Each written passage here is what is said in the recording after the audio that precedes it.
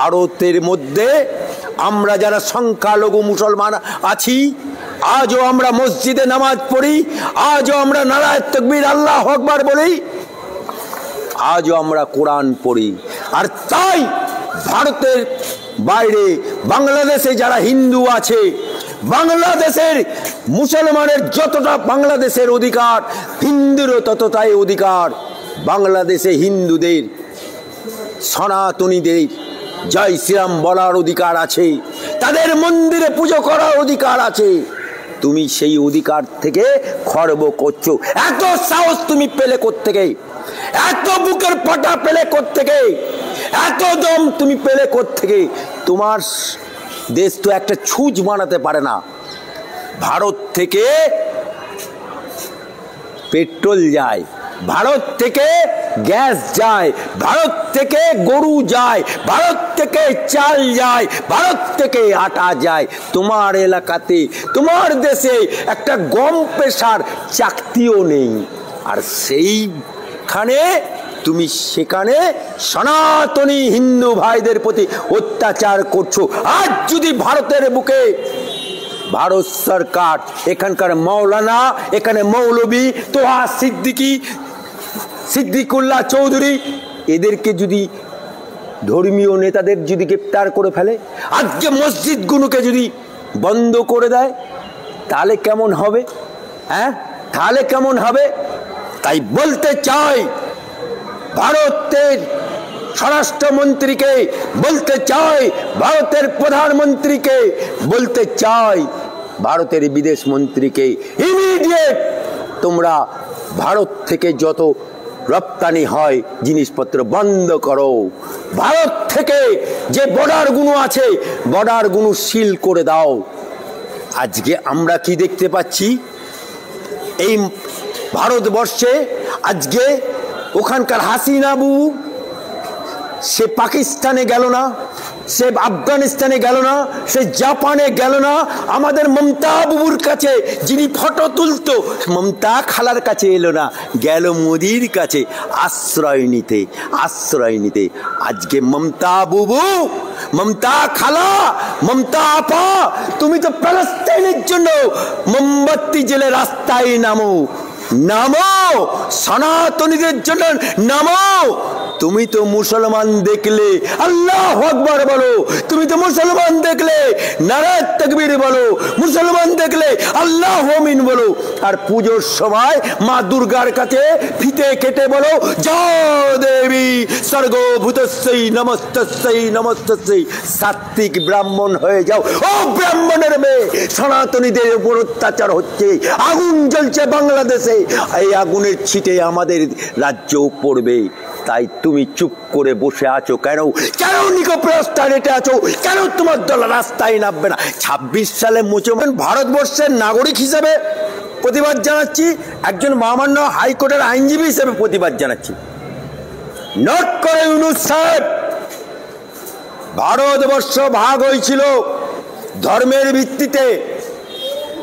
যে ধর্মের ভিত্তিতে মুসলমানদের জন্য দেওয়া হয়েছিল পাকিস্তান, যার প্রধানমন্ত্রী হয়েছিল জিন্নাহ সাহেব। আর ভারতবর্ষ ছিল হিন্দুদের, হিন্দুস্তান। এটা করেছিল ইংরেজ, ইংরেজ পলিসি খাটিয়ে করেছিল। কিন্তু যখন এদেশ থেকে সমস্ত মুসলমানরা চলে যাচ্ছে পাকিস্তানে, তখন মাওলানা আবুল কালাম আজাদ, গফফার আলী খান, তারা নেহরু পরিবারকে বলল, আমরা ভারতের নাগরিক, আমার জন্ম ভারতে, আমার দাদা পরদাদা ভারতে, আমি চিরকাল কংগ্রেস করেছি, আমি চিরকাল তোমার সাথে ছিলাম, আমি স্বাধীনতা সংগ্রামে তোমার সাথে লড়াই দিয়েছি, আমরা পাকিস্তান যাব না। তখন এই নেহরু আর ওখানকার জিন্নাহ আবার একসাথে মিলিত হলো এবং মিলিত হয়ে চুক্তি হলো। কি চুক্তি? চুক্তিটার নাম হচ্ছে লিয়াকত চুক্তি। লিয়াকত চুক্তিতে কি বলা আছে? লিয়াকত চুক্তিতে বলা আছে এই যে আমরা 15% সংখ্যালঘু মুসলমান রয়ে গেলাম, আমাদের ধার্মিক, শিক্ষা, সামাজিক সমস্ত কিছু রক্ষার দায়িত্ব ভারত সরকারের। আর ওদিকে পাকিস্তানে যারা সনাতনী হিন্দু রয়ে গেল, তাদের ধার্মিক, পারিবারিক, সামাজিক বিষয় আশায় সমস্ত রক্ষার দায়িত্ব পাকিস্তান সরকারের। আজকে পাকিস্তান ভাগ হয়ে বাংলাদেশ হয়েছে, কিন্তু লিয়াকত চুক্তিটা কিন্তু বলবৎ আছে। ইউনূস সাহেব, তুমি লিয়াকত চুক্তি লঙ্ঘন করলে তুমি বাংলাদেশটাকে সেকুলার থেকে মৌলবাদী সরকারের দিকে নিয়ে যাচ্ছ। আজকে ভারতের মধ্যে আমরা যারা সংখ্যালঘু মুসলমান আছি, আজও আমরা মসজিদে নামাজ পড়ি, আজও আমরা নারায়ে তাকবীর আল্লাহু আকবার বলি, আজও আমরা কোরআন পড়ি। আর তাই ভারতের বাইরে বাংলাদেশে যারা হিন্দু আছে, বাংলাদেশের মুসলমানের যতটা বাংলাদেশের অধিকার, হিন্দুরও ততটাই অধিকার। বাংলাদেশে হিন্দুদের, সনাতনীদের জয় শ্রীরাম বলার অধিকার আছে, তাদের মন্দিরে পুজো করার অধিকার আছে। তুমি সেই অধিকার থেকে খর্ব করছো। এত সাহস তুমি পেলে কোত্থেকে? এত বুকের পাটা পেলে কোত্থেকে? এত দম তুমি পেলে কোত্থেকে?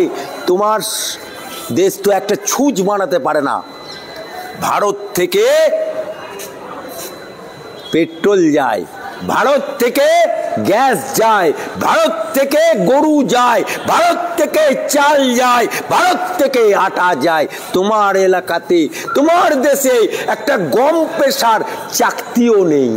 আর সেইখানে তুমি সেখানে সনাতনী হিন্দু ভাইদের প্রতি অত্যাচার করছো। আজ যদি ভারতের বুকে ভারত সরকার, এখানকার মৌলানা, এখানে মৌলবী তোহা সিদ্দিকী, সিদ্দিকুল্লাহ চৌধুরী, এদেরকে যদি ধর্মীয় নেতাদের যদি গ্রেপ্তার করে ফেলে, আজকে মসজিদগুলোকে যদি বন্ধ করে দেয়, তাহলে কেমন হবে? হ্যাঁ, তাহলে কেমন হবে? তাই বলতে চাই ভারতের স্বরাষ্ট্রমন্ত্রীকে, বলতে চাই ভারতের প্রধানমন্ত্রীকে, বলতে চাই ভারতের বিদেশ মন্ত্রীকে, ইমিডিয়েট তোমরা ভারত থেকে যত রপ্তানি হয় জিনিসপত্র বন্ধ করো। ভারত থেকে যে বর্ডারগুলো আছে, বর্ডারগুলো সিল করে দাও। আজকে আমরা কি দেখতে পাচ্ছি?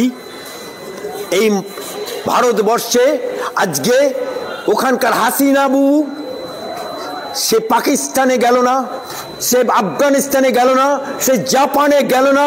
আমাদের মমতা বাবুর কাছে যিনি ফটো তুলতো, মমতা খালার কাছে এলো না, গেল মোদির কাছে আশ্রয় নিতে, আশ্রয় নিতে। আজকে মমতা বাবু, মমতা খালা, মমতা আপা, তুমি তো প্যালেস্টাইনের জন্য মোমবাতি জেলে রাস্তায় নামো, নামো, সনাতনীদের জন্য নামো। তুমি তো মুসলমান দেখলে আল্লাহু আকবার বলো, তুমি তো মুসলমান দেখলে নারায়ে তাকবীর বলো, মুসলমান দেখলে আল্লাহু আমিন বলো। আর পুজোর সময় মা দুর্গার কাছে ফিতে কেটে বলো, জয় দেবী সর্বভূতস্যৈ নমস্তস্যৈ নমস্তস্যৈ।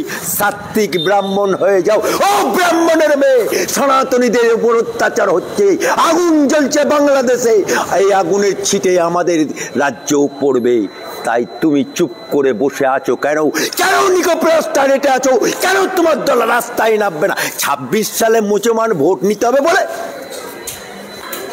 দেখুন, ISKCON, let me finish. ISKCON একটি সামাজিক সংগঠন, ইসকন কোনো রাজনৈতিক সংগঠন না। ইসকন মানুষ বিপদে পড়লে তার পাশে, অসহায় মানুষের পাশে দাঁড়ানোর সংগঠন। আমার ভারতবর্ষও আছে। কিন্তু আজকে বাংলার সরকার পুলিশকে যে নির্দেশ দেয়, সেই নির্দেশ পালন করে তো? আর নির্দেশ পালন করতে গিয়ে অভয়াকাণ্ডে টালা থানার ওসি জেল কাটছে, বোরকা ফেলে দিল। বোরকা ফেলে দিল, কিন্তু আসলে সত্য উদ্ঘাটন